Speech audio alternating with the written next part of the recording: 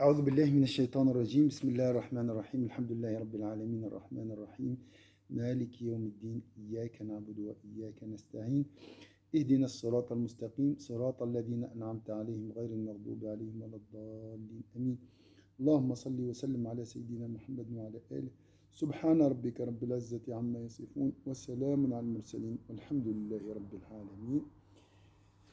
Barakallahu fikum pour la présence. La suite de notre cours concernant l'ostentation. Un cas concernant aujourd'hui la prière. قال وأما إذا ورد وارد الرياء قبل الفراغ من الصلاة مثلا. Ici, la pensée d'étaler son œuvre lui vient, par exemple, avant d'achever sa prière, alors qu'il était intentionné à la faire sincèrement, et que cette idée lui vient pendant qu'il prie. Il se peut qu'il éprouve une joie sans conséquence sur l'œuvre, ou encore que cela l'incite à accomplir son œuvre. وكان عقد على الإخلاص ولكن ورد في أثنائها وارد الرياء فلا يخلو إما أن يكون مجرد سرور لا يؤثر في العمل وإما أن يكون رياء باعثا على العمل فإن كان باعثا على العمل وختم به حبط أجره. السلام عليكم ما sœur Bilal.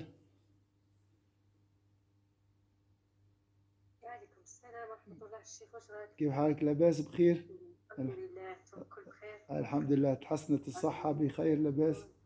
الحمد لله يا ربي الحمد لله بارك الله فيك. الحمد لله أن مع العسر يسرا إن شاء الله. Alors, ici, je répète.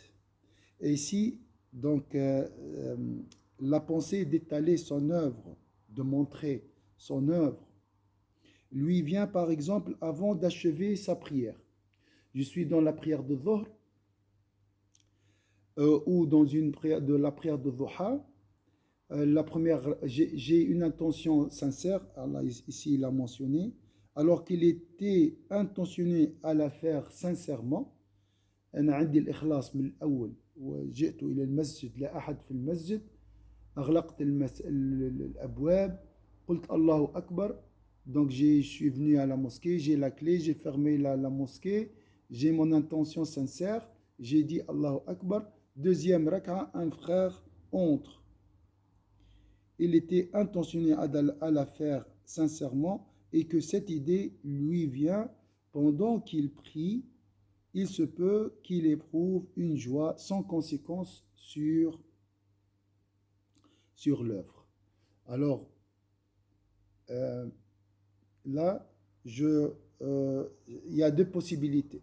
La première possibilité, éprouver une joie sans conséquence sur l'œuvre. C'est une joie, voilà, c'est des émotions. D'accord? Ou encore que cela l'incite à accomplir son œuvre. Si cette idée demeure jusqu'à la fin de son culte, elle détruit ou annule alors son mérite. Est-ce que ce cas est clair? Là, on est dans Iyyaka na'budu, mais pour ceux qui cherchent l'excellence. Pour l'imam, ça c'est pour l'effort, c'est vrai, mais je pense qu'il parle à tout le monde. Là, on n'est pas vraiment dans une action supplémentaire, ça concerne la ilaha illallah, l'ikhlas. Qul huwa Allahu ahad. Est-ce que c'est clair ce passage? Parce qu'il y a beaucoup de subtilité ici. Alors la question c'est la suivante. Ça demande de quoi? La sincérité avant tout, elle a l'air banale, mais elle est immense, hein, la valeur théâtrale. Exactement. C'est ça, je pense, l'objectif de l'imam. Oui, d'accord, la ilaha illallah, mais réellement, hein, concrètement, on prend des cas. Je suis dans la prière en plus, d'accord, hein? Donc, j'espère que la soeur, mon frère Yassine, ma soeur Hanan, salam alaikum tout d'abord. Salam alaikum. Bikhair. Alhamdulillah, barakallahu fik. Barakallahu fikum pour la présence. Alors, est-ce que c'est clair ce cas? السلام عليكم شيخ. Alaykoum salam, Ukhti Hanan. Bi khair. الحمد لله بخير. البيت Barakallahu fik. Akramakillah. انا عاد دخلت مازال ما الا كنقرا C'est pas grave, on va aller gentiment. قال وأما إذا ورد وارد الرياء قبل الفراغ من الصلاة. J'ai commencé la prière de Dhuha. Je suis dans une mosquée. Mon intention est sincère au début. J'ai dit Allahu Akbar sincèrement. J'ai fermé vraiment la mosquée. Je sais que personne pourra entrer. Donc, je suis en train de faire la prière de Dhuha. La première raka'a, ça va très bien. Deuxième raka'a, un frère qui a la clé est entré. Là, je peux éprouver une joie sans conséquence sur l'œuvre. C'est juste, voilà, la joie, ça arrive. Hein, mais passagère, donc comme si elle est passagère, donc je peux la chasser facilement. Ou encore que cela l'incite à accomplir son œuvre. On va voir comment elle va l'inciter, hein, à accomplir son œuvre. La question, elle est là. Il y a une joie passagère et une joie qui l'incite à accomplir son œuvre. Si cette idée demeure jusqu'à la fin de son culte, elle amoindrit, donc amoindrit ici, elle annule son mérite.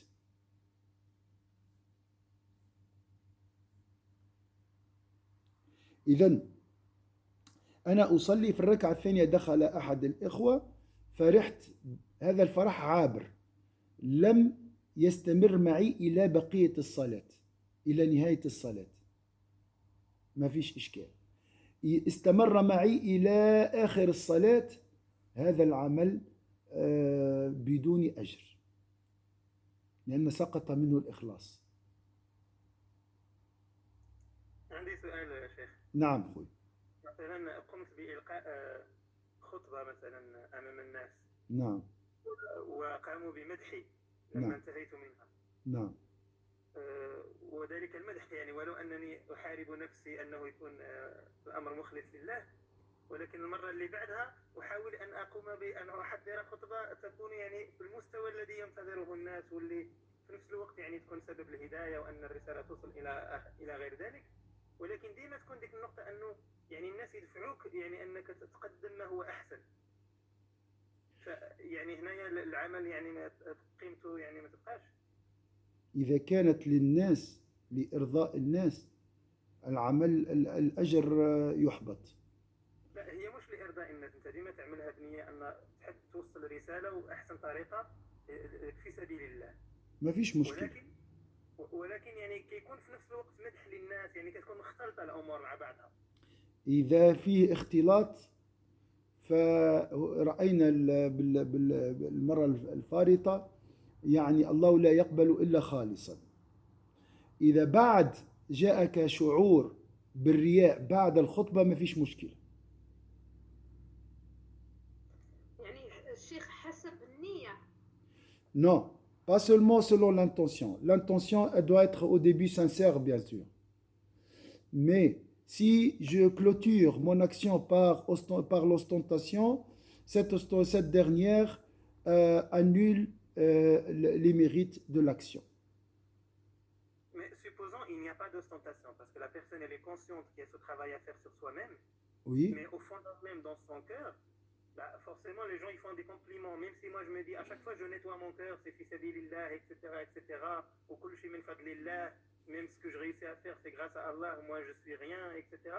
Mais au moment où les gens font des compliments, bah, à ce moment-là, bah, même si tu leur montres de la modestie et de l'humilité, bah, c'est quand même un compliment que tu reçois. Et puis la prochaine fois, tu as ce compliment qui constitue un poids en fait sur toi. Même si tu veux être sincère, les compliments qu'on reçoit, malheureusement, ça pèse sur nous. On a envie de faire mieux, même si c'est fi sabilillah. Mais il y a quand même cette attente des gens qui fait que on veut donner le mieux. Alors, la motivation. Donc ici, tout d'abord, la première partie, les gens m'ont fait des compliments après la khutbah. cette joie, elle peut être louable comme elle peut être blâmable. On a vu ça avant. D'accord? Euh, mais de toute façon, la joie, c'est même l'ostentation après l'action, hein, l'ostentation après l'action n'annule pas les mérites de l'action. Est-ce que c'est clair ce premier point, Yacine? Non, C'est clair, oui. Non? Zamira, c'est pas clair? non, excusez-moi, Alors, j'avais pas compris. moi, j'ai fait la khutbah de Jumu'ah ou bien une prière. Après, quelqu'un vient me dire, Masha'Allah, ta khutbah est magnifique. Ah, j'ai senti vraiment, Masha'Allah, j'ai aimé, j'ai de la joie pour ces compliments. Hein? D'accord? Cette ostentation qui m'a touché après la khutbah n'annule pas le mérite parce qu'au moment de la khutbah, j'étais sincère. Mon intention au début était sincère et je suis resté sincère jusqu'à la fin. Est-ce que c'est clair ce point? Oui. Oui, oui, c'est clair, on peut le voir dans plusieurs aspects, subhanallah. Voilà, ça c'est la première chose. Maintenant, le problème que le frère Yassine a posé, la semaine prochaine, je vais faire la khutbah comme d'habitude, sincèrement pour Allah, mais hein, l'effet Pavlov, j'attends toujours un retour. J'attends que les gens viennent après le khutbah me dire ah mashallah ta khutbah est magnifique. Donc ici j'ai 80% sincérité, 20% pour les gens. Alors il y a deux cas, soit les 20% annulent parce que l'intention n'est pas sincère au début. Là c'est les mélanger. 20% pour attendre les compliments et 20% pour Allah, pour la da'wah, fi sabilillah et tout. Donc, c'est mélangé. Alors, si c'est 80% pour les gens, c'est fichu. En fait, j'attends pas forcément que les gens viennent me faire des compliments. Mais, Mais en fait, de nature, le fait que les gens, la fois d'avant, ils te complimentent, ben, ils te placent une exigence. En fait, ça devient une contrainte. La fois prochaine, tu vas faire, ben, tu sais qu'il y a de la pression sur toi parce que les gens ont placé la barre un peu plus haut à cause des compliments. Donc en soi, tu n'attends pas forcément qu'ils viennent te complimenter, tu es même dérangé qu'ils te complimentent. alors, Mais, si tu es dérangé, c'est pas grave, c'est bien ça. Si vraiment c'est un poids pour toi, tu veux pas, tu cherches pas les compliments ou tu considères pas ces compliments, alhamdoulilah, ton intention est sincère. Est-ce que c'est bien pour se reprendre, par exemple, de dire, par exemple, quand on vient nous complimenter pour n'importe quelle bonne action, de dire, Alhamdulillah, c'est pas grâce à moi, mais c'est grâce à Allah. Alors, il faut faire ce travail immédiatement. Quand tu entends les compliments, tu dis c'est grâce à Allah. Et ça, c'est un point très important, ma soeur Samira, pour le frère Yassine. Lorsque tu entends les compliments après, par exemple, une khutbah de Juma, il faut attribuer tes qualités ou bien la qualité de la Juma à Allah Azza wa Jal. Attention, ce n'est pas vraiment une idée comme ça tu l'as dans la tête. Non, il faut l'évoquer au moment des compliments.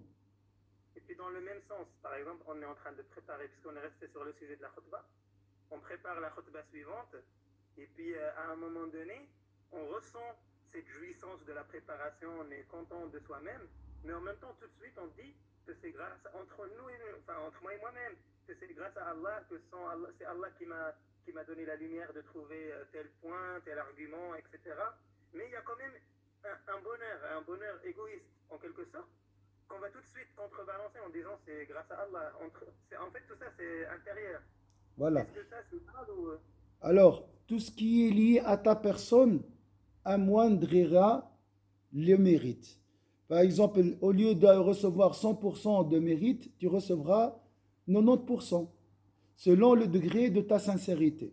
Les 10% qui émanent de toi-même, ils seront amoindris de tes mérites pour la Même si khutbah. on exprime, après ce sentiment de jouissance, même si on exprime avec dans sa tête que c'est grâce à Allah et tout ça, Ah non, non, non, non. L'infatuation est annulée lorsque tu attribues le bienfait à Allah.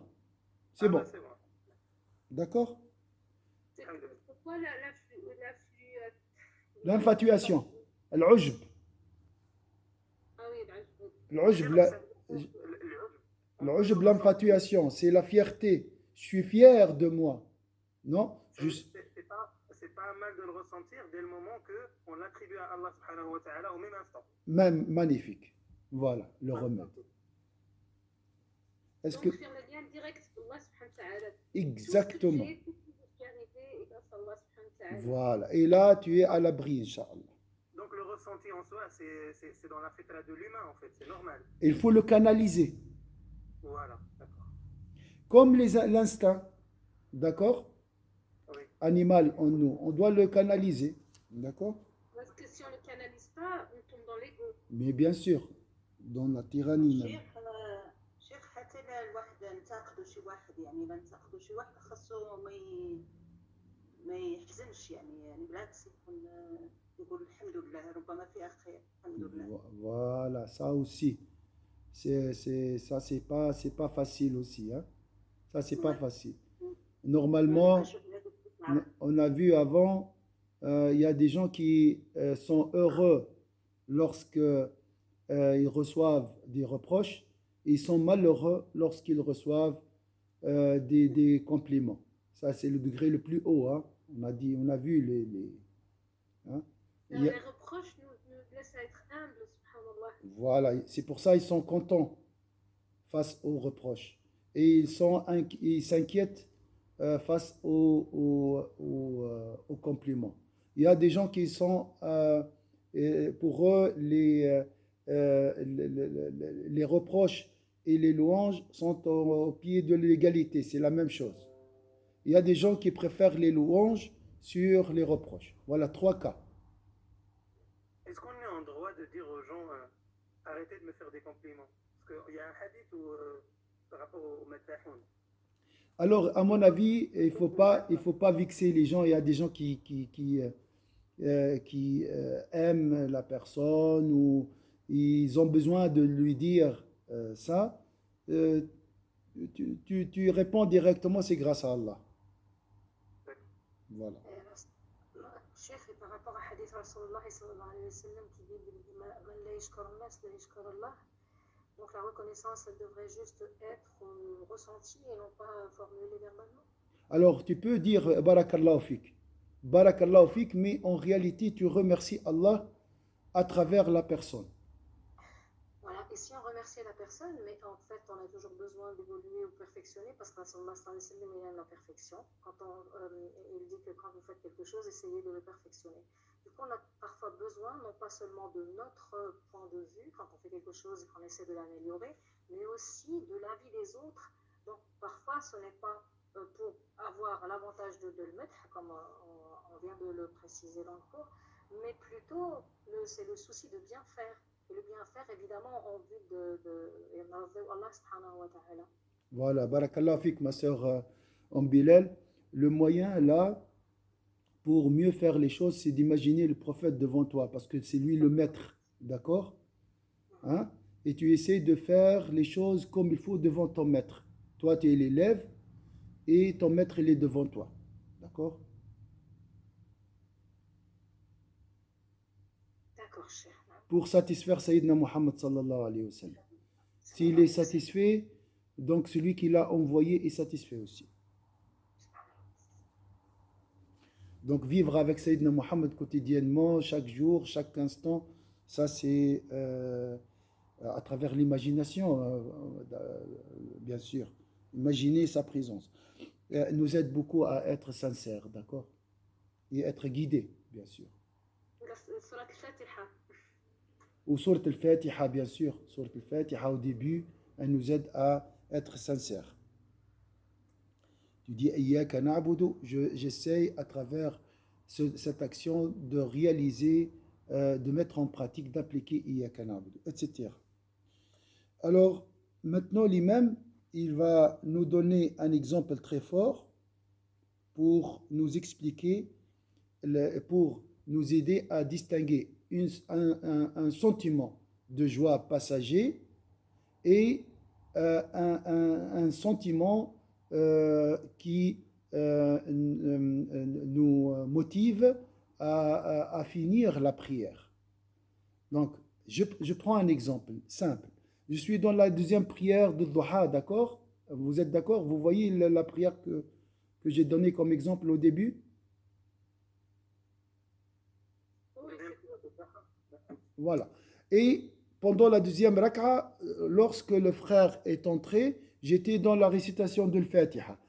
Ce sentiment a duré jusqu'à la fin de Amin. Ça, c'est un sentiment passager. Mais si le sentiment de joie a perduré jusqu'à Assalamu alaikum, là, malheureusement, la fin,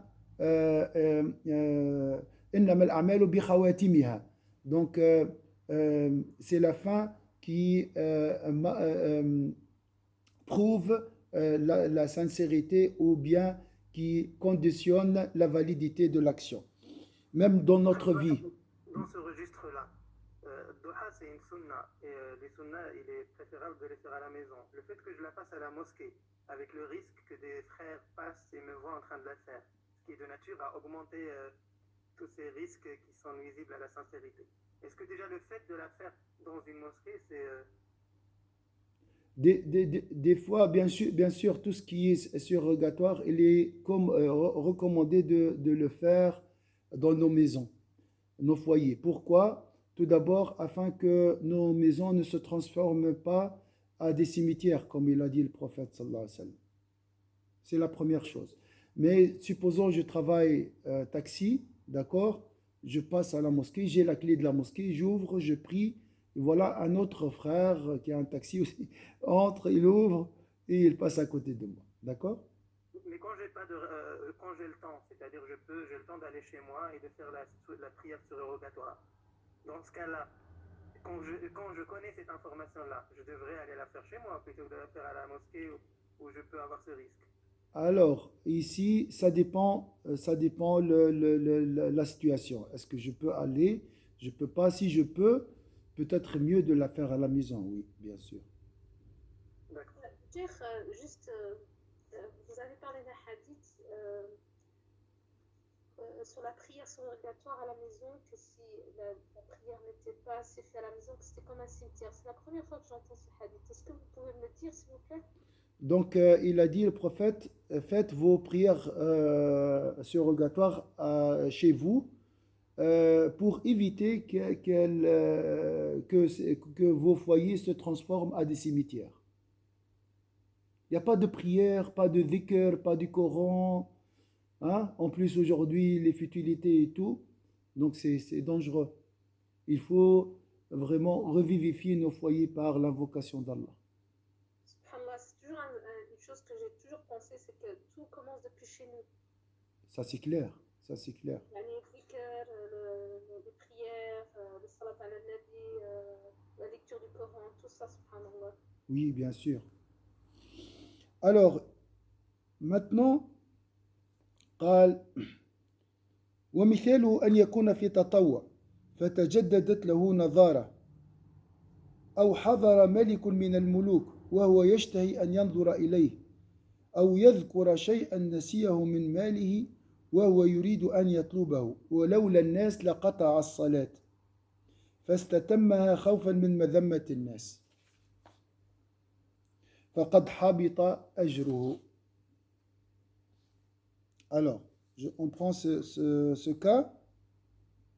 C'est le cas quand un tel fait des prières volontaires qu'on observe ou qui, quand un seigneur rentre, souhaite qu'il le voie prier, ou de celui qui se rappelle durant sa prière d'une somme qu'il a prêtée et qu'il veut récupérer, et qu'il l'aurait interrompu s'il était seul et s'il ne craignait pas le blâme des gens présents. Le mérite de son œuvre est alors détruit ou annulé, amoindri. Et s'il s'agit d'une prière obligatoire, il doit la refaire selon les mêmes. Donc ici, subhanallah, l'imam al-Ghazali, il a dit même la prière, donc l'ostentation annule la validité de la prière obligatoire. Alors, je répète, c'est le cas quand un tel fait des prières volontaires qu'on observe ou qui, quand un seigneur rentre, donc un seigneur ici, un roi, hein, souhaite qu'il le voie prier, ou de celui qui se rappelle durant sa prière d'une somme qu'il a prêtée et qu'il veut récupérer. Il a dit, ah, c'est le moment, la personne doit partir, je dois le chercher avant qu'il parte, je dois arrêter la prière et partir. Et qu'il aurait interrompu s'il était seul. Donc ça peut arriver hein, pour une obligation d'interrompre la prière. Mais il ne va pas l'interrompre. Pourquoi? Parce qu'il a peur du regard des autres. Et s'il ne craignait pas le blâme des gens présents. Donc, si je ne craignais pas le blâme des gens, j'aurais interrompu ma prière. Dans ce cas-là, il a dit, le mérite de son œuvre est alors amoindri, donc annulé. Et s'il s'agit d'une prière obligatoire, il doit la refaire. Est-ce que c'est clair ici? On va s'arrêter ici. Est-ce que le cas est clair? Tout d'abord. Oui. Donc ici l'imam, si je viens résumer, il demande que, allez, il nous montre qu'il faut la refaire la prière parce qu'elle ne sera plus valide. Pourquoi elle n'est pas valide?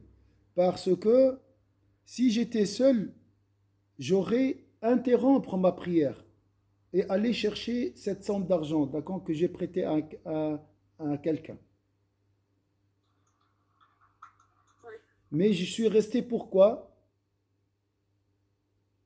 Par peur du regard des gens. Voilà, par crainte du blâme des gens.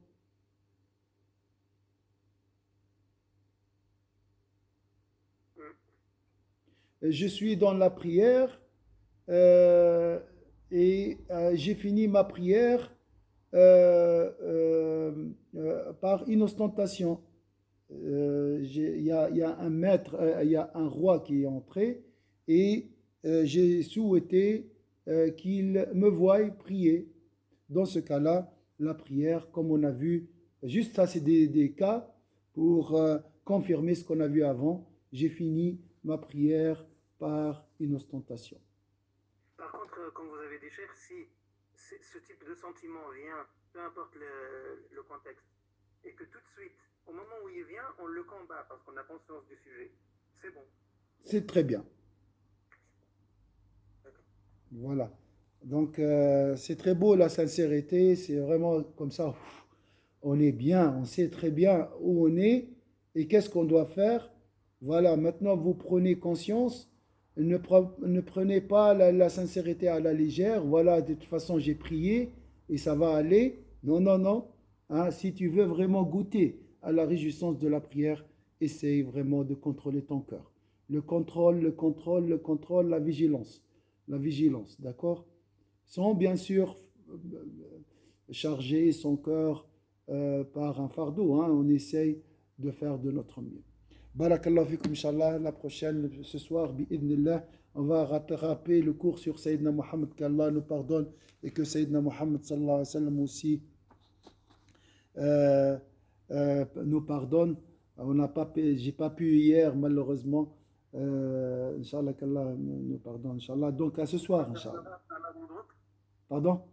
Tu nous enverras l'horaire dans le groupe, Inch'Allah? Exactement, avec le cours comme j'ai fait maintenant, bi'idnillah. Peut-être tout de suite comme ça c'est fait. أعوذ بالله من الشيطان الرجيم بسم الله الرحمن الرحيم والعصر إن الإنسان لفي خسر إلا الذين آمنوا وعملوا الصالحات وتواصوا بالحق وتواصوا بالصبر سبحانك اللهم وبحمدك نشهد أن لا إله إلا أنت نستغفرك ونتوب إليك سبحان ربك رب العزة عما يصفون وسلام على المرسلين الحمد لله رب العالمين. Salam alaikum, barakallah fikum pour votre présence. Salam alaikum ma sœur Saliha. Shukran, shukran. Salam alaikum.